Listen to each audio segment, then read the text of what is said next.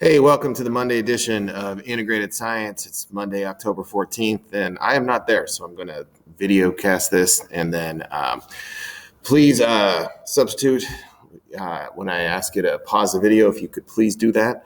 We'll try to get everything accomplished through this form as well. So first things first, you need to hand in your forms of energy summary. So put that in the period 5 bin, make sure your names are on it. Period 5 is on there, and pause the video for a moment while you hand that in.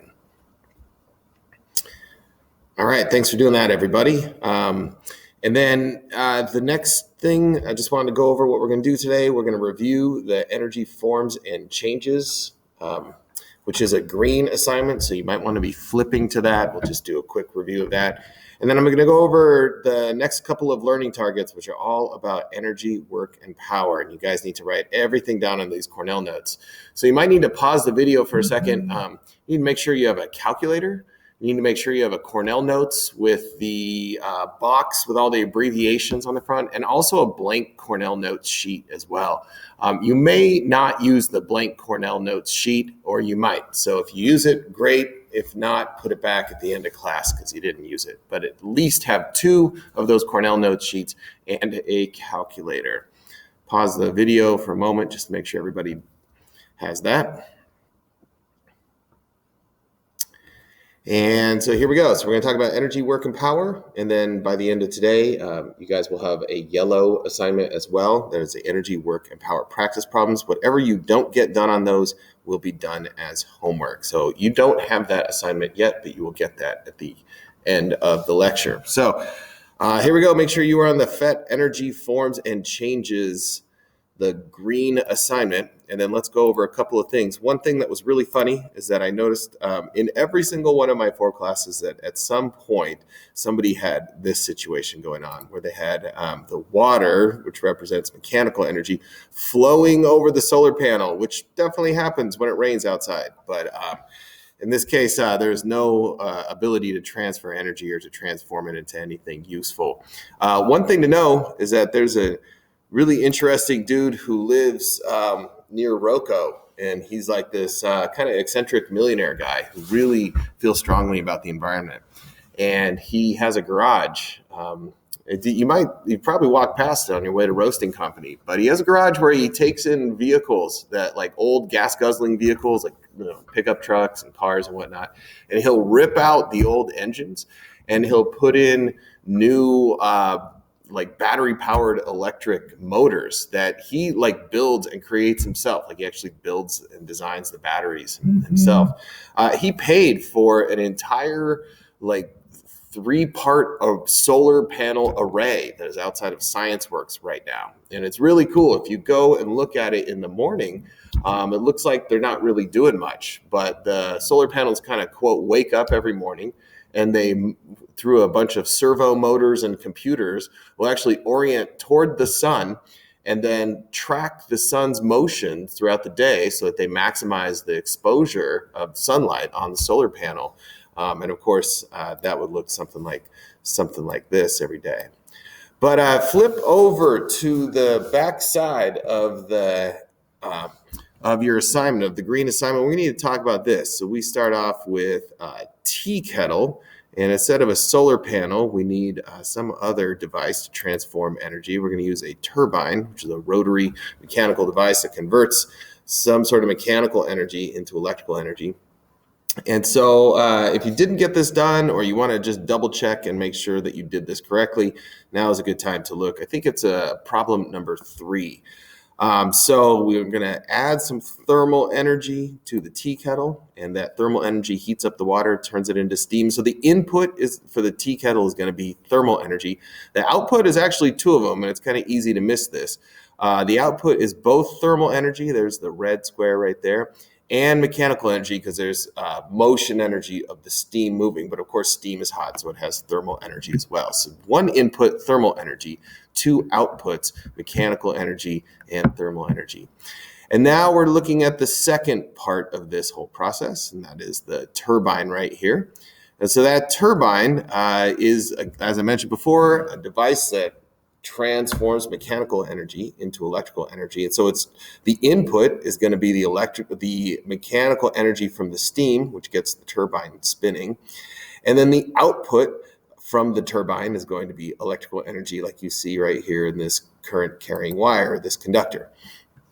And then here we're hit at the light bulb. And so the last part of that, the input, is just going to be that electrical energy that you can see right there. And then there are really two outputs. There are light energy is one form, radiant energy, radiant kinetic energy is one of the outputs. And the other is definitely thermal energy, because that's really how incandescent light bulbs work. The filament inside heats up, and as it heats up, it starts glowing, and then you bask in the warm glow of that incandescent light bulb, that old school light bulb. If we replace that with a compact fluorescent bulb, which incidentally represents an energy efficient bulb, what we say is an energy efficient bulb. These are the ones that President Trump has said he doesn't like because they make his skin look orange, which is interesting viewpoint.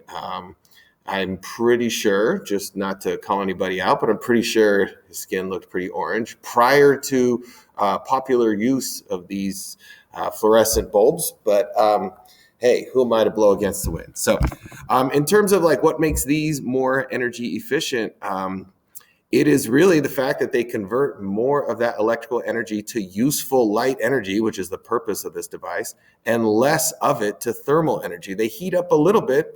You might see some thermal energy boxes coming off the light bulb as well.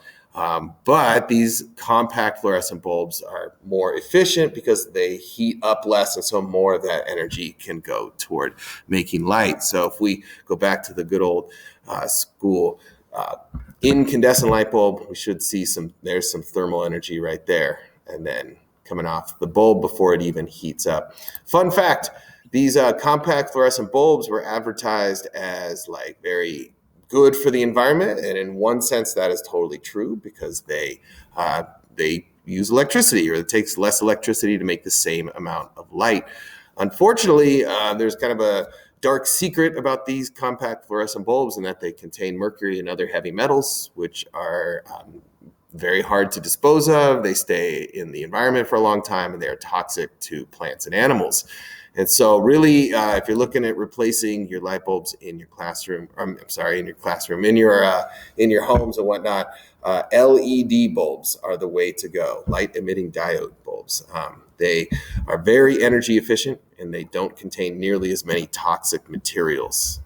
So let's see, did I want to say anything else about that? Yeah, I do. Okay, let's switch over to the next and last one. It says person riding the bike here. And let's see, I think it was maybe an incandescent light bulb, or I can't remember. It's one of those light bulbs. Anyway, you get the idea. And then if we start the person pedaling, we see that conversion of chemical potential energy stored in the food that person ate, and that's getting converted to elastic energy, which makes the legs move, but also mechanical energy to make the bike move. And then the question is, let's give this person a little bit more food. The question is, why do you see thermal energy coming off right here? We'll see there's one right there. See if you could follow that. And it should make intuitive sense that anytime you have moving parts, you're going to have friction between those moving parts, and you're going to lose some of that energy due to heat. Just like when you stretched out the rubber band and you put it next to your lip, and you could feel that heat leaving the rubber band, that heat energy leaving the rubber band and going into your lip. And so that's just going to happen every single time. There is a transformation of energy. You will lose some energy due to heat, due to friction. That's the second law of thermodynamics, and that there's always some sort of heat energy loss. And then in terms of the question on the assignment, what does the chemical energy represent? That is just the food that the bike rider is consuming, and converting that food energy, that chemical potential energy, to motion energy, and in this case doing something useful, spinning a turbine, making a light bulb light up. So all right, so I'm not going to collect that assignment. Hopefully it is done. If I was there right now, I would give you some BS and come around and bird stamp and make sure that everything is done, but we'll catch that up next time. when I am back in class. So I'm going to stop the video here, and then we'll move on to the next video. So what you need to do now is put that assignment